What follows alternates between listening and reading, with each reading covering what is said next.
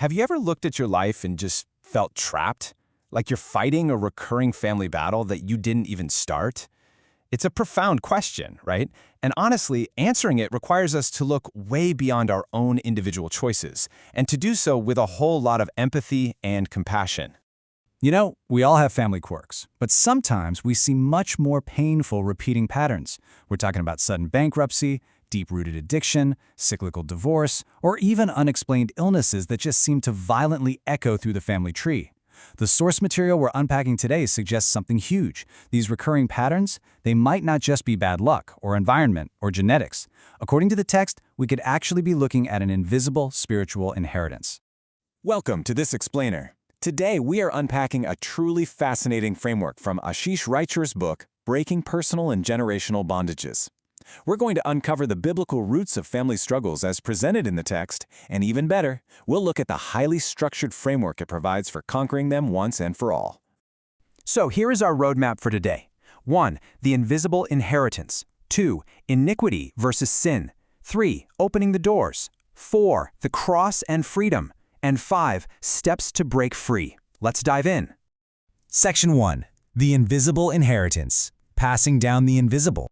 The author of our source material validates a very real and often very painful human experience. It's this idea that a grandfather's sudden bankruptcy or maybe his deep-rooted alcoholism can actually spiritually pass down to his children and then down to the third and fourth generations. The source argues that we've got to look much deeper than just the surface symptoms if we want to find the spiritual root cause of these repetitive family patterns.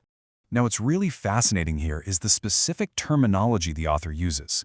A lot of people casually throw around the term generational curse, but the source actually prefers generational bondage.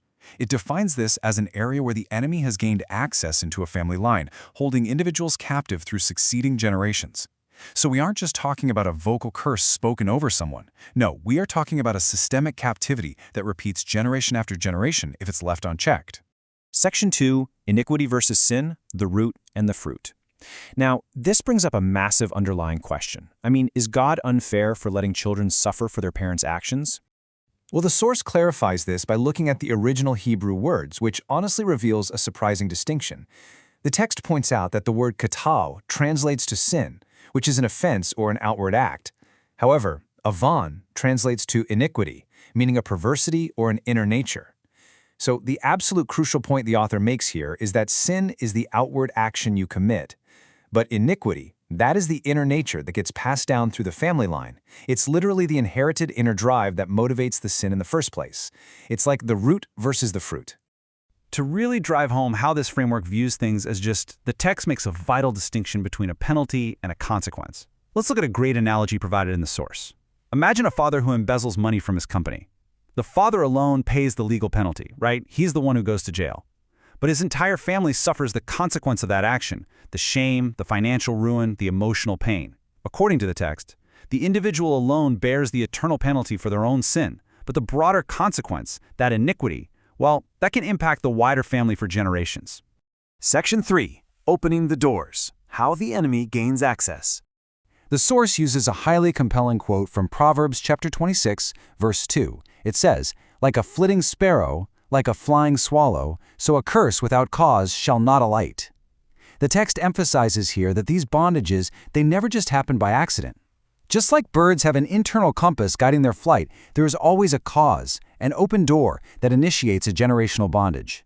And the author provides a very specific list of triggers for this. It ranges from the worship of false idols, which the text views as giving demonic powers a direct entrance, to leaving the front door wide open through unconfessed sin.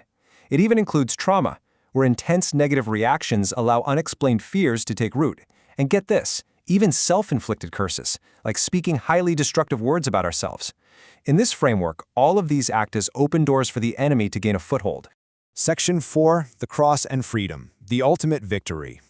The text points directly to Colossians chapter 2, verse 15, which states, "Having disarmed principalities and powers, he made a public spectacle of them, triumphing over them in it." The author is incredibly clear here. Within this framework, Jesus didn't just come to bring a new religion or, a new philosophy to think about. No. He came to legally disarm demonic powers at the cross. According to the text, the ultimate battle, it's already finished. Because of this victory, the text explains a truly vital concept. Believers are translated into a completely new kingdom. They are delivered from the dominion of darkness. What this means in practical terms, according to Reicher, is that Satan has absolutely no legal claim over a believer anymore. Zero. The only right the enemy has is the access a person willingly or sometimes unknowingly gives them. Section 5. Steps to break free. Walking out of the prison. Now, the author notes that while the prison doors are wide open, you still have to deliberately take the steps to walk out.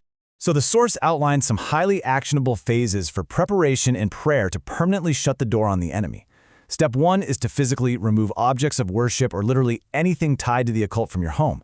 Step 2 is to mentally and spiritually renounce any involvement in those practices. Step 3 is especially fascinating in this framework. It requires you to repent, not just for your own sins, but actually standing in the gap to repent for the sins of your ancestors. And finally, step 4 is to pray and take authority, actively and verbally closing that door on the enemy for good. The ultimate goal of this whole framework is beautifully summarized by the author with this: be free, live the abundant life that Jesus came to give us. The text reminds readers that as the current representative of your family line, you possess the spiritual authority to break these bonds once and for all. Any changes you make right now will profoundly affect those who come after you.